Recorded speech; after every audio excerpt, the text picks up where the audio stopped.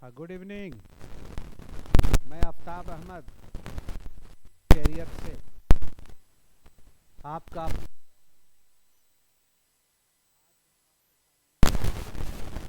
इसलिए आए हैं कि बहुत जल्दी लाइब्रेरी एलिजिबिलिटी टेस्ट होने वाला है, यानी आपका सेमीफाइनल। अगर आप सेमीफाइनल में क्वालिफाई कर गए तो फाइनल यानी बीपीएससी। बहुत कम दिन बचा हुआ है, लगभग उम्मीद ऐसा ही है। बहुत सारे छात्र एवं छात्राएं महाआंदोलन में गए। सचिव से यही आश्वासन मिला है कि जनवरी के लास्ट में आपका नोटिफिकेशन होगा, लेकिन प्रश्न ये है कि उसमें आपका सिलेक्शन कैसे हो।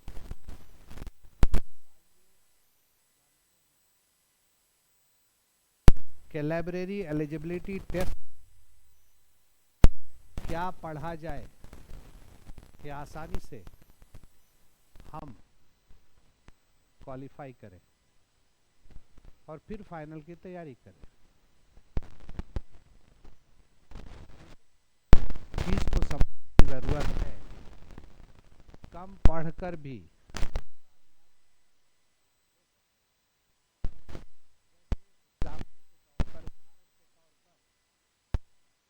किन किन चीज़ों पर फोकस किया जाए।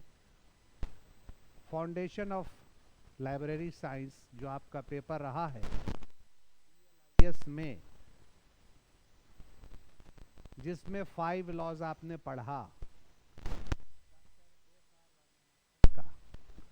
जो आपको मैं लिखते जा रहा हूं कि किस चीज को पढ़ा जाए।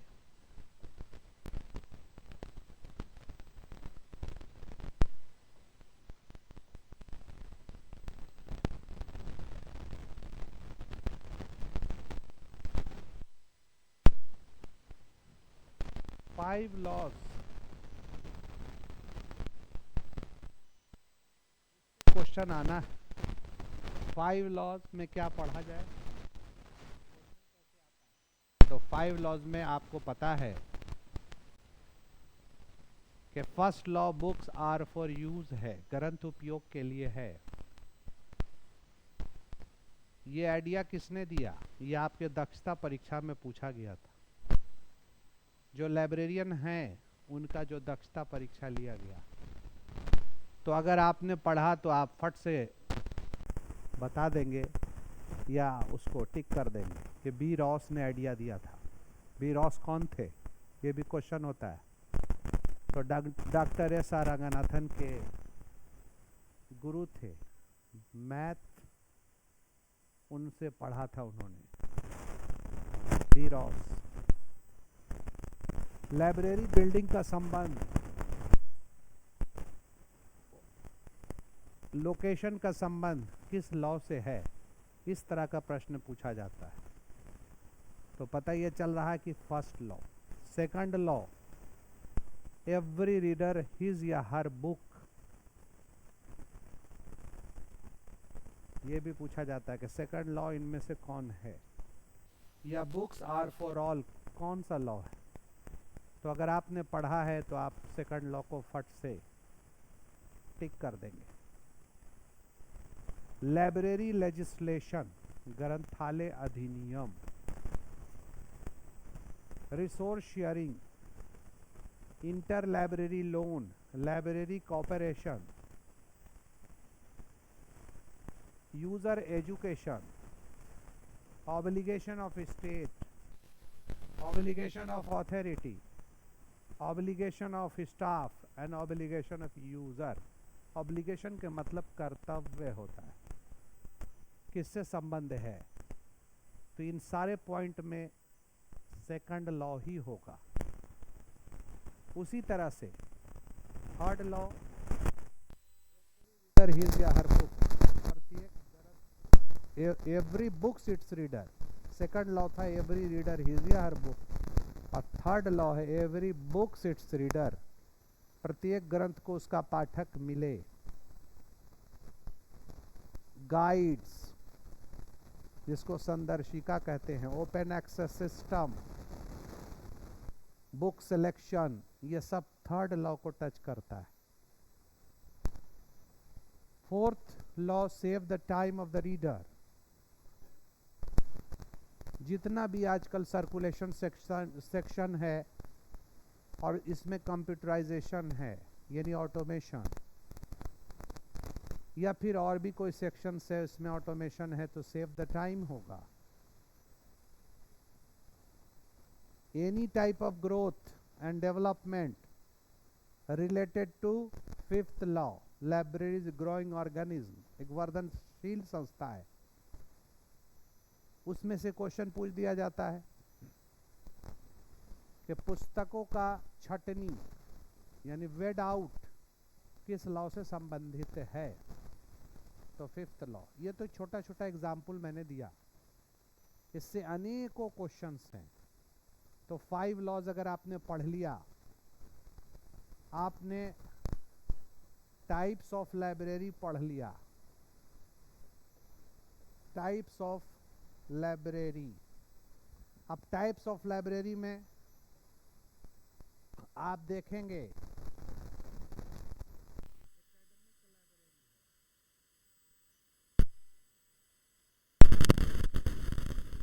एकेडमिक लाइब्रेरी में स्कूल लाइब्रेरी है,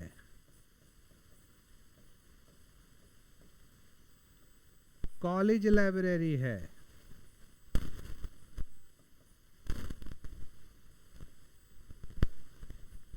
यूनिवर्सिटी लाइब्रेरी है।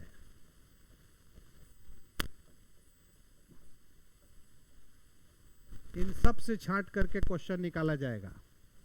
अब इसमें छोटा सा एग्जाम्पल ले लीजिए, अगर पूछ दिया गया यूनिवर्सिटी लाइब्रेरी के संबंध में कि इसको वित्त की व्यवस्था कौन करता है, तो आपने पढ़ा है तो आप यूनिवर्सिटी ग्रांट कमीशन लगा देंगे। अगर आपने पढ़ा नहीं है तो आप नहीं लगा सकते। कॉलेज लाइब्रेरी का उद्देश्य क्या है, आपने पढ़ा है, आप आंसर देंगे। स्कूल लाइब्रेरी में सेकेंडरी एजुकेशन कमीशन किसने बनाया था, या उसके अध्यक्ष कौन थे, या कब बना था। अगर आपको पता है यानी आपने पढ़ा है, प्रैक्टिस किया है, तो आप आंसर देंगे कि मोदालियर कमीशन था 52-53 में। कभी कभी आप देखेंगे तो 52 ही सिर्फ लिखा रहता है।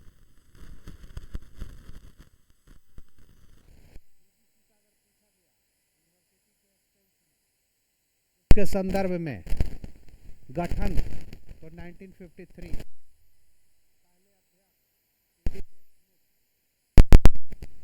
अगर यूजीसी के संदर्भ में पूछा गया कि इससे पहले, तो यूनिवर्सिटी एजुकेशन कमीशन अध्यक्ष एस राधा कृष्णन, जिसको राधा कृष्णन कमेटी भी कहा जाता है। पता ये चल रहा है कि अगर सिस्टमेटिक पढ़िएगा, और आपको मैं लाइव क्लास में पढ़ाऊंगा और फ्री में पर डे नाइट में होगा। बस आपका काम ये होगा कि खुद भी पढ़ेंगे और दूसरे को भी बताने का काम करेंगे। यानी सब्सक्राइब आप अगर करवा देंगे दूसरे से, यानी और भी स्टूडेंट से, तो मेरा हिम्मत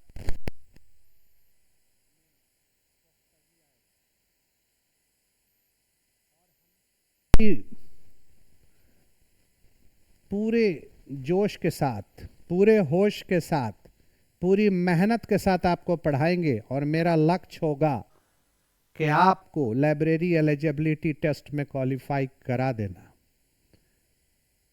तो टाइप्स ऑफ लाइब्रेरी में एकेडमिक लाइब्रेरी आपने समझा, उसी तरह से आप जानते हैं कि पब्लिक लाइब्रेरी होता है। पब्लिक लाइब्रेरी, अब पब्लिक लाइब्रेरी में भी अनेक क्वेश्चंस बनते हैं, पढ़ेंगे आप।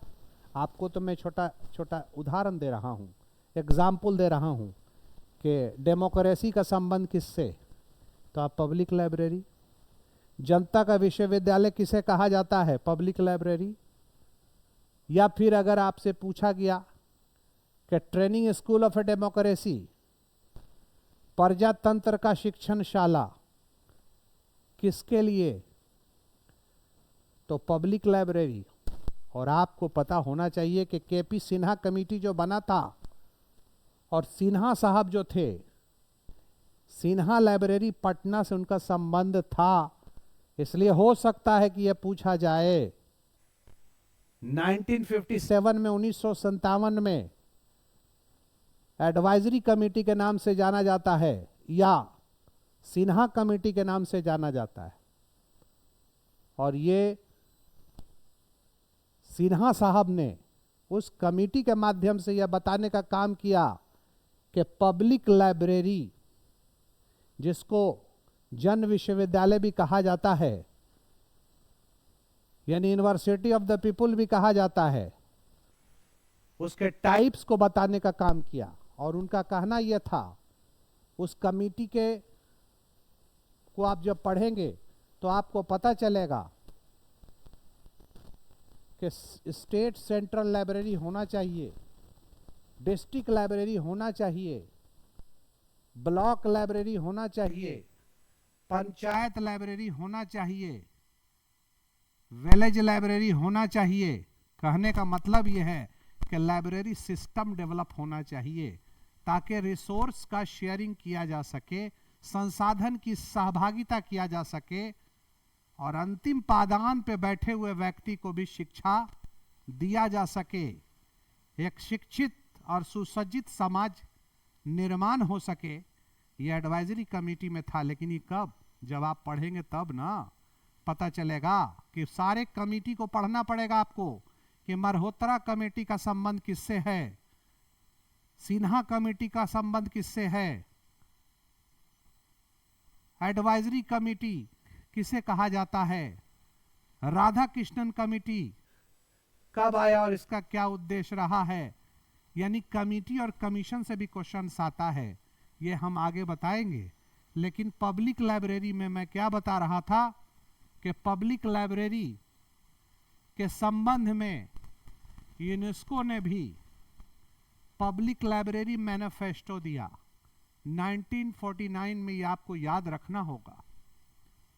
और फिर 1972 में, और फिर आपको मैं बता दूं कि 1994 में भी, और सब पे ही जोर दिया गया है कि केंद्र एवं राज्य सरकार इसके लिए वित्त की व्यवस्था करे, ताकि अगर जन ग्रंथालय को हम मजबूत नहीं करेंगे तो सुशिक्षित समाज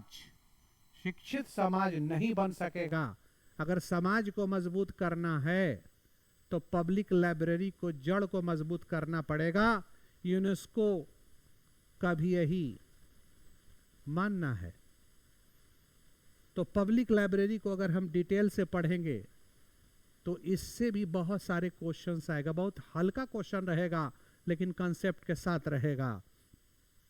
उसके बाद इस पे फिर अगर आ गया कि पब्लिक लाइब्रेरी के वित्त के व्यवस्था कहाँ से होती है, जैसे मैंने कहा कि यूजीसी के वित्त की व्यवस्था करता है कॉलेज और यूनिवर्सिटी के लिए, क्वेश्चन आता है ये सब। पब्लिक लाइब्रेरी का वित्त का व्यवस्था कहाँ से होता है, तो लाइब्रेरी सेज। और लाइब्रेरी सेज के बारे में आप कब जानेंगे, जब आप लाइब्रेरी लेजिस्लेशन पढ़ेंगे फाउंडेशन में ही, लाइब्रेरी साइंस के फाउंडेशन में ही। और लाइब्रेरी लेजिस्लेशन का मतलब भी आप समझेंगे कि ग्रंथालय अधिनियम के मतलब होता है ग्रंथालय का कानून। एक ऐसा कानून कि सरकार बाध्य हो वित्त की व्यवस्था करने के लिए, जन ग्रंथालय को संचालित करने के लिए और जन ग्रंथालय को मजबूत करने के लिए। चूंकि लाइब्रेरी लेजिस्लेशन जब लागू होगा तो जो बड़े बड़े नेतागण हैं उनकी भी नहीं चलेगी और ना ही बड़े बड़े अधिकारी की चलेगी। अगर चलेगा तो कानून का चलेगा। जब लाइब्रेरी लेजिस्लेशन लागू होगा तो लाइब्रेरी का एक सिस्टम डेवलप होगा और स्टेट से लेकर के विलेज लेवल तक एक लाइब्रेरी का सिस्टम डेवलप हो जाएगा। जब लाइब्रेरी लेजिस्लेशन होगा तो लाइब्रेरी का ऑथोरिटी तैयार होगा। अब आप कहेंगे कि ये ऑथोरिटी किसे कहते हैं, प्राधिकरण किसको कहते हैं? मुझे पता है कि आप में से 90% लोगों ने डिग्री लिया है, खरीदा है, या डिग्री को अपना लिया है, मार्कशीट को BLIS के। लेकिन जैसे भी अगर आपके पास आया है, आपको जीरो से हीरो हम बनाएंगे, ये मेरा वादा है। लेकिन आप पढ़ने के लिए 6 घंटा कम से कम तैयार हो जाइए, 6 आवर अपने घर पर, और 1-1.5 घंटा हम आपको पढ़ाएंगे। चूंकि बेसिक लेवल से आपको ऊपर उठाने का काम करेंगे। और कहां कहां से क्वेश्चन आता है, जैसे मैं बता रहा हूं कि पब्लिक लाइब्रेरी के बारे में मैंने बता दिया कि लाइब्रेरी सेज, और लाइब्रेरी सेज के लिए लाइब्रेरी लेजिस्लेशन को जानना जरूरी है। और लाइब्रेरी लेजिस्लेशन से क्वेश्चन आएगा ही कि भारत में कहां कहां ग्रंथालय अधिनियम लागू है। उसमें से बिहार का भी पूछा जाएगा कि बिहार में पब्लिक लाइब्रेरी एक्ट कब पारित हुआ। तो 2008 अगर ये पूछा गया कि विश्व में पब्लिक लाइब्रेरी एक्ट सर्वप्रथम कहां, तो आपको याद रखना होगा 14 अगस्त 1850 ब्रिटेन में। और 14 अगस्त रेड डे के रूप में भी मनाया जाता है। यह भी क्वेश्चन आता है, रेड डे का मतलब इंडस्ट्रियल रिवॉल्यूशन आया था। तो इस तरह से आप तैयारी करेंगे। लाइब्रेरी सेज, इसका वित्त का व्यवस्था है। उसी तरह से आप जब देखेंगे तो स्पेशल लाइब्रेरी है। स्पेशल लाइब्रेरी मतलब विशिष्ट व्यक्ति के लिए विशिष्ट प्रकार की सेवा, विशिष्ट प्रकार की सेवा विशिष्ट व्यक्ति के लिए। और इसके लिए वित्त की व्यवस्था कहां से होती है, तो पेरेंट बॉडी से। और जैसे रिसर्च लाइब्रेरी है, जैसे ब्लाइंड की लाइब्रेरी है, ब्लाइंड की लाइब्रेरी देहरादून में है। साइंस की लाइब्रेरी क्वेश्चन आता है, साइंस की लाइब्रेरी न्यू दिल्ली में है। और मेडिकल साइंस से संबंधित ये सब स्पेशल लाइब्रेरी है, ये भी न्यू दिल्ली में है। उसके बाद नेशनल लाइब्रेरी है Calcutta, Indian national library Calcutta. 3 step में, पहला Calcutta public library, Calcutta public library से इंपीरियल लाइब्रेरी कब बना, इंपीरियल लाइब्रेरी से फिर इंडियन नेशनल लाइब्रेरी कब बना। तो ये सारी चीज़ को हम लोग जानेंगे। इस तरह से रिसोर्स शेयरिंग है, इस तरह से लाइब्रेरी लेजिस्लेशन को पढ़ना है, इस तरह से जो है कमेटी और कमीशन को पढ़ना है, लाइब्रेरी मूवमेंट को पढ़ना है। और जैसा कि मैंने कहा 5 लॉज को खूब अच्छे से पढ़ना है। नेपलिस को पढ़ना है, नेशनल लेवल का जो लाइब्रेरी इंफॉर्मेशन सिस्टम के लिए पॉलिसी बना। नेपलिस चट्टोपाध्याय साहब जो 85 में उसके अध्यक्ष थे, 1985 में उसे पढ़ना है। इफ्ला को पढ़ना है, ILA को पढ़ना है, ALA को पढ़ना है, ALA को पढ़ना है। इस तरह का अगर आप छांट लेंगे, यूनेस्को को पढ़ना है फाउंडेशन से, तो मुझे उम्मीद है कि आपका एग्ज़ाम को क्लियर करने में कोई परेशानी नहीं होगा। कल पुनः आपके सामने हम आएंगे और मैनेजमेंट में क्या क्या पढ़ना है वो हम आपको बताएंगे। तो तब तक के लिए मुझे आज्ञा दीजिए। आप खुश रहें, आगे बढ़ें, पढ़ें, कामयाब हों, हम आपके साथ हैं। घबराना नहीं है। Be bold and be positive always. जो डटता है, जो अड़ता है, वही कामयाब होता है।